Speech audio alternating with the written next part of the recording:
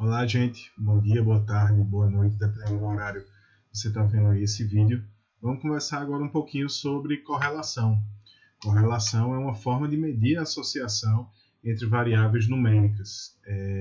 Então agora a gente vai ver como é que a gente pode implementar algumas funções úteis de correlação a partir do R, certo? Então só relembrando um pouquinho, a correlação ela vai ser uma medida que ela vai de -1 a +1. E aí, quanto maior o módulo dela, ou seja, né, quanto mais próximo de 1, mais forte é a relação entre essas variáveis, certo? E a relação, quando ela está negativa, ela indica que quando uma variável aumenta de valor, a outra diminui. E quando ela está positiva, indica que quando uma variável aumenta de valor, a outra também aumenta. Então, a gente tem aí esses dois componentes, de 0 a 1, né? Se a gente isolar o módulo aí desse valor, a gente vai ter a força, a intensidade dessa associação entre as duas variáveis, e o sinal indica se as duas sobem juntas ou se elas têm uma relação aí inversa. Lembrando que o que a gente está falando, né, o que a gente está querendo dizer quando a gente fala de correlação, é se elas vão estar variando, né, se os valores delas mudam juntos. Então, essencialmente, o que está sendo percebido nessa técnica de associação é isso, se os valores delas vão estar variando juntos, ok? Então, vamos para o nosso código no R. Como vocês sabem, a gente sempre começa usando aí ou a função library ou a payload, né? Eu gosto mais da payload aí no pacote Pacman, porque ele tem uma coisa bem legal. Se você não tiver esse pacote, ele vai instalar para você. Mas se você preferir usar a função library nativa do R, não tem problema nenhum. Então, vou começar executando aí a linha 3 do nosso código, apenas para carregar as bibliotecas, né? Os pacotes que a gente vai usar. E aí, agora na linha 6, eu vou fazer uma coisa somente para simplificar o nosso trabalho. Eu vou pegar a base de dados Iris, que é uma base nativa, né? Um dataset nativo do R. Então, se você não lembra, eu vou mostrar agora para você rapidinho aqui. Então, é uma base de dados que tem o tamanho da sépala, né? A largura da sépala, o tamanho da pétala e a largura da pétala, mas tem uma coluna aqui que ela é categórica, certo? Ela é qualitativa, que é a espécie. Então, o que a gente vai fazer aqui na linha 3 é justamente tirar essa espécie. Então, a gente vai pegar a base de dados Iris, certo? Usando aqui o comando que a gente conhece já, né, do tidyverse, que ele é uma referência ao objeto anterior. A gente pode resumi-lo assim como o anterior faça. Então, com a base de dados Iris, né, selecione o que? Tudo. Então, a gente está colocando aqui o menos, né? A gente quer dizer que vai tirar alguma coisa. Então, selecionar todas as colunas menos espécie, ok? E a gente vai guardar isso, ó, o sinal aqui de atribuição, né? A setinha para a esquerda, numa nova base de dados chamada Iris, ok?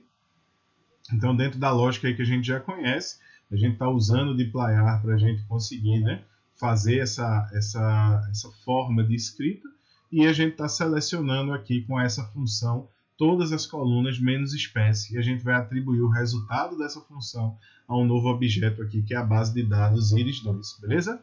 Então, rodo a linha 6, agora a gente tem a base de dados Iris2.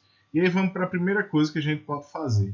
A primeira coisa que a gente tem para correlação é criar uma tabela, tá? Com a correlação de todas as variáveis da nossa base de dados. Então a gente faz isso usando um comando muito simples, que é o comando cor, que é um resumo aí, né, para correlação, ok? Então, usando o comando cor, a gente vai ter uma tabela com todas as correlações. Vocês veem aqui, obviamente, a diagonal, ela vai dar 1, porque na diagonal está a variável, está a correlação da variável com ela mesma, ok? E aí, na interação entre as linhas e a coluna, como se fosse uma batalha naval, a gente vai tendo o valor aí das correlações. Então, nós podemos ver, por exemplo, a correlação entre o tamanho da sépala e a largura da sépala, menos 0,11. A correlação entre o tamanho da sépala e o tamanho da pétala, 0,87. E a correlação entre a pétala, o tamanho da sépala e a largura da pétala, 0,81. Então, nessa tabela você tem a correlação aí de todas as variáveis que estão disponíveis na nossa base de dados, ok? Então, aí você tem um valor e você pode entender justamente o que eu tinha falado antes, se elas variam juntas ou não, de acordo com a intensidade, né? Então, quanto maior, mais elas variam juntas.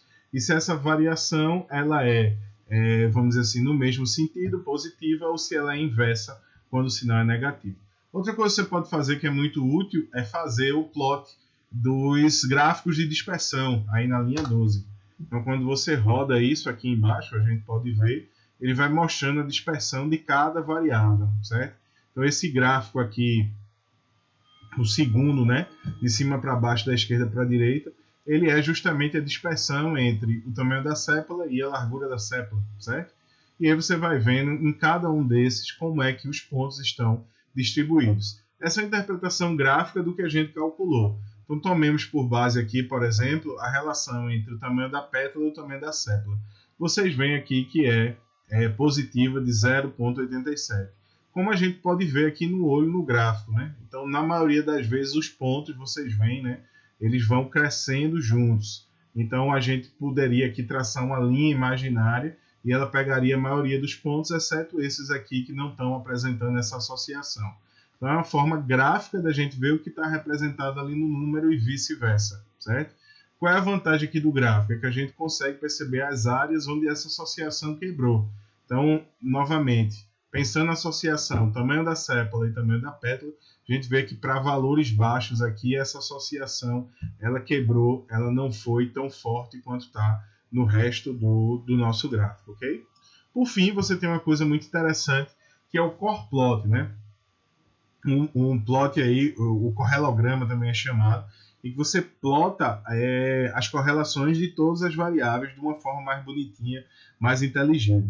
Para fazer isso, a primeira coisa que a gente tem que criar, que está aí na linha 15, o que a gente fez na linha 9, a tabela que a gente criou na linha 9, a gente vai recriá-la, mas agora a gente vai atribuir a um objeto.